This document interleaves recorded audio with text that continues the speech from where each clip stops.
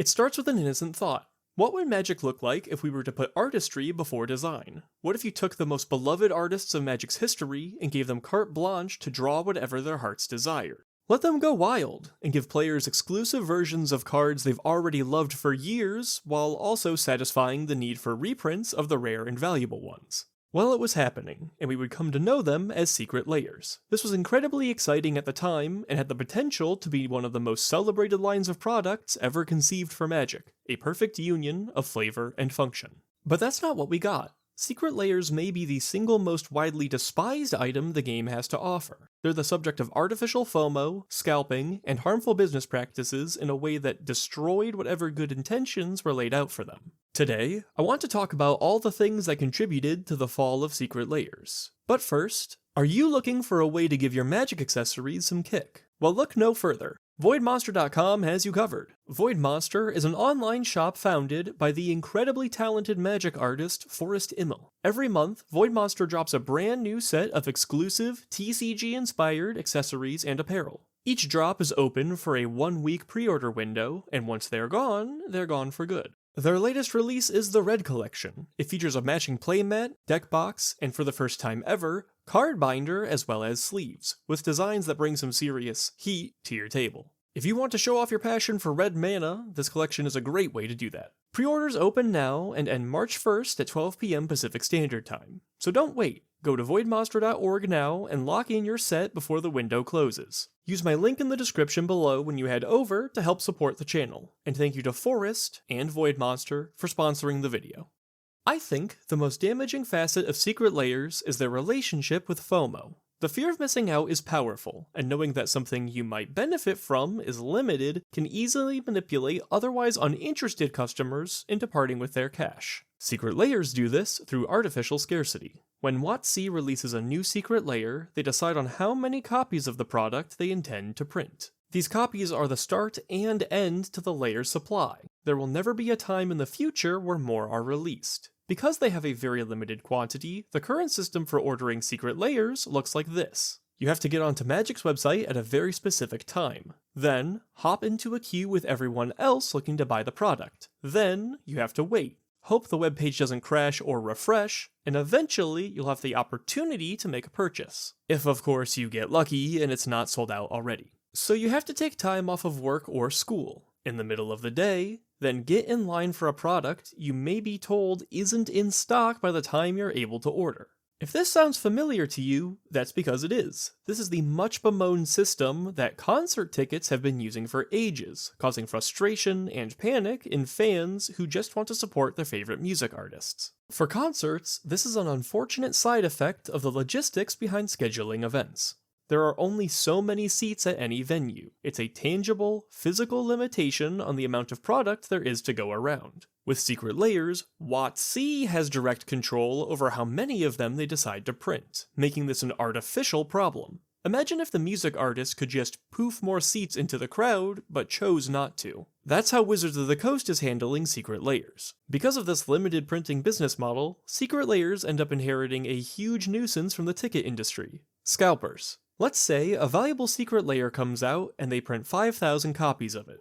Mr. Scalper comes along and decides, you know what, I think this could be a profitable product one day. So, instead of purchasing 1 or 2 copies, he buys up 500. After it sells out, the Secret Lair increases dramatically in price on the secondary market, both because it had a decent value to begin with, but also because the limited nature of the release means any large-scale purchases diminish the supply floating around. Now, in the midst of inflated prices, the scalper cashes out by selling all of his Secret Lairs at a considerable markup. Suddenly, they've made a lot of money capitalizing off of other people's fear of missing out. If you want this Secret Lair, you will have to pay a markup for it, because scalpers utilize bots to get into queues faster and more reliably than humans can. Any system with limited printings risks having this issue, but it's an exponentially bigger problem with products that are made in smaller volumes. The worst part is, this isn't just a headache, it's an avoidable headache. Switching to a print-to-demand business model would be infinitely better for consumers. Here's how that works. They open up the order window for the Secret Lair in question. They then set a timer for 24 hours. During this window, people can place as many orders as they'd like for the secret lair. You want one? That's fine. Want 100? Who wouldn't? Grab as many of them as you'd like. Then, when the window closes, it's gone. You get your limited edition factor without any of the anxiety and predatory FOMO targeting. This also fixes smaller logistical issues, like letting you wait until you get home before you buy. Now here's the kicker. This is how it used to function.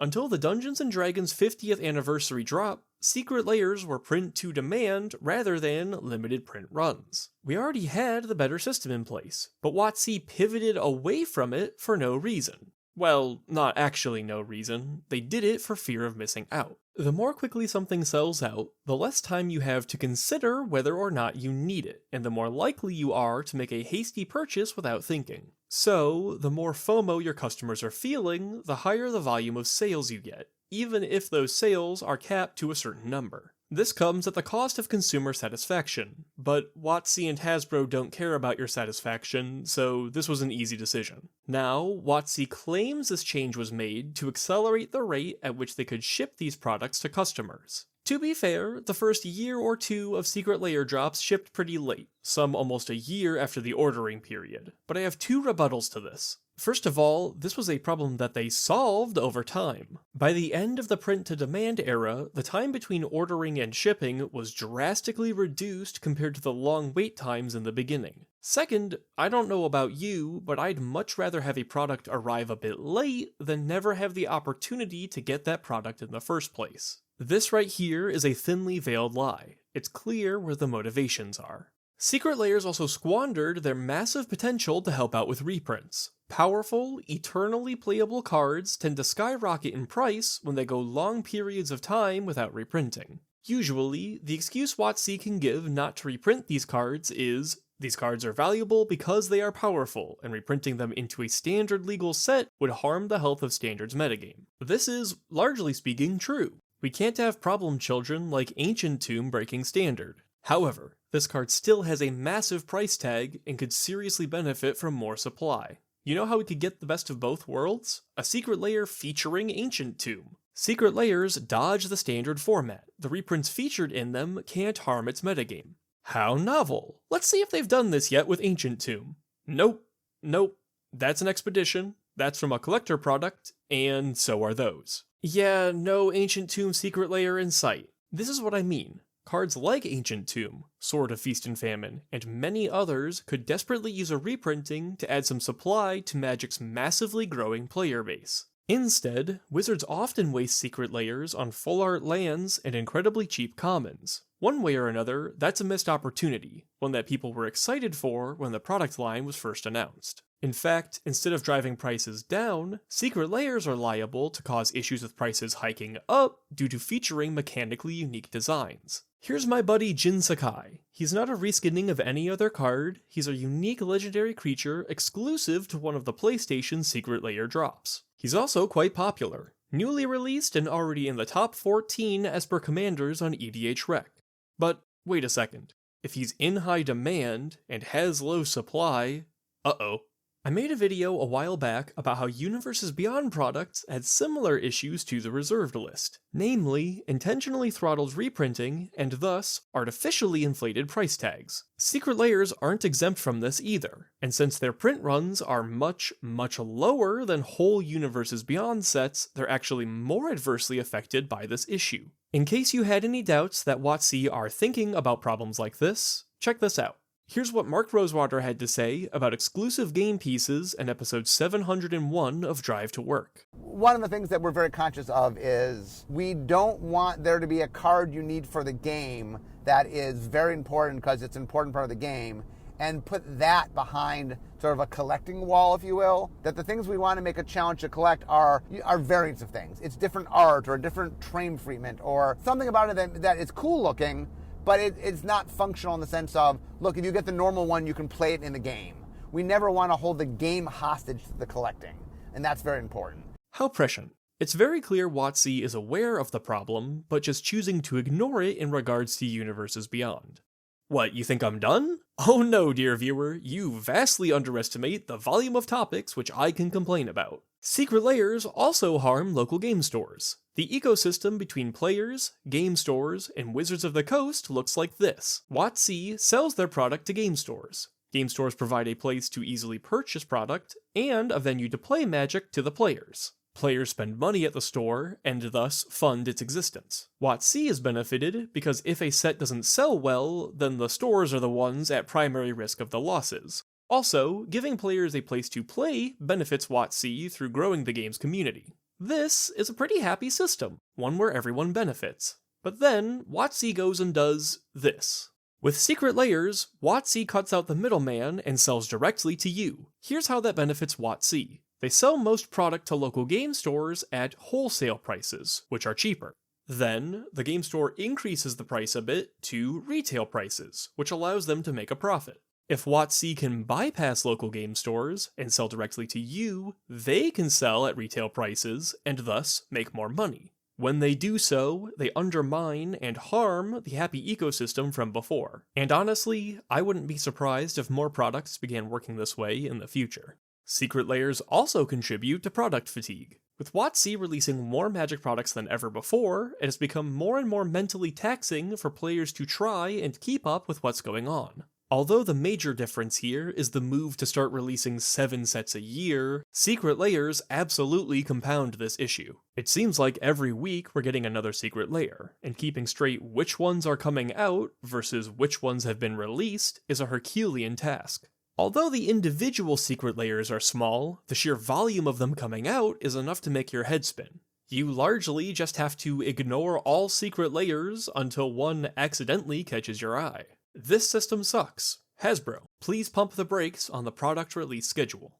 The new Chaos Vault Secret Lair price experiments are pretty anti-consumer. If you didn't hear about this, it's a system where they have a Secret Lair up for grabs, and a multitude of payment options to go alongside it. Those options are different prices for the same product. This sounds interesting, but there are caveats. It's still first come first serve with limited printings, and the cheaper printings have far fewer units. WotC has been intentionally vague about the purpose of this, treating it like it's some quirky experiment for funsies, but the community quickly identified what it was likely set out to do: market research. If purchases for certain categories were disappearing instantly, and then this petered out at a specific price point, the price where diminishing returns come into play is the most they can charge for the Secret Lair and still sell out instantly. So, at the end of the day, it just lets us tattle on how much we should be getting charged for products. This will never decrease the price, since scalper bots buy out the lower tiers anyways. The only thing this will do is justify to shareholders and boards of directors that they can get these prices cranked up.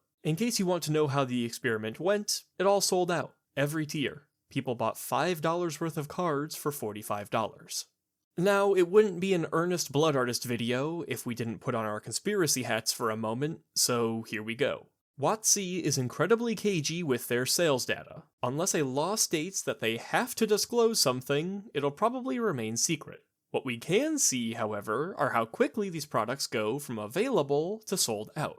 But that's all we can see. Not how many there were, or how many were being sold, just a switch from in stock to out of stock. This does very little for us consumers, besides, leading to immense disappointment, but it does a great deal for shareholders. Look how fast this ran out! They're selling like hotcakes. Isn't it fantastic how we can hardly keep them on the shelves? These short sellout times are impressive to prospective investors. This shares a lot in common with Magic's 30th anniversary edition. This thing had been taken from the website fast, implying it sold out incredibly quickly, which again looked good to investors. But hold on, that might not be true. According to the lawsuit currently underway against Hasbro, there looks to be concerns that Magic 30 didn't actually sell very well at all. If this is true, which still needs to be proven, it would mean that the product might have been pulled in an attempt to look like it performed better than it actually did. If that's the case, then there's a possibility that the FOMO associated with Secret Lairs might be manipulated as well. Unfortunately, we'll have to wait and see how the lawsuit goes to say anything conclusive about that.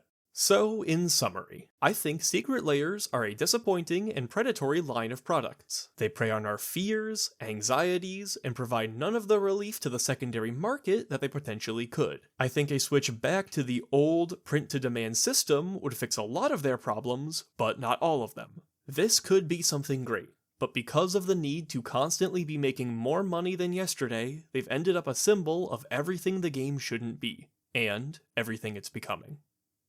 But that's just what I think about them, so let me know what your opinion on Secret Lairs is in the comments below. While you're down there, I'd appreciate it if you'd consider liking the video or sharing it around with your buddies. It helps out a lot more than you'd think, to the point where in one short year, we've gone from nothing to 27,000 subscribers. Thank you.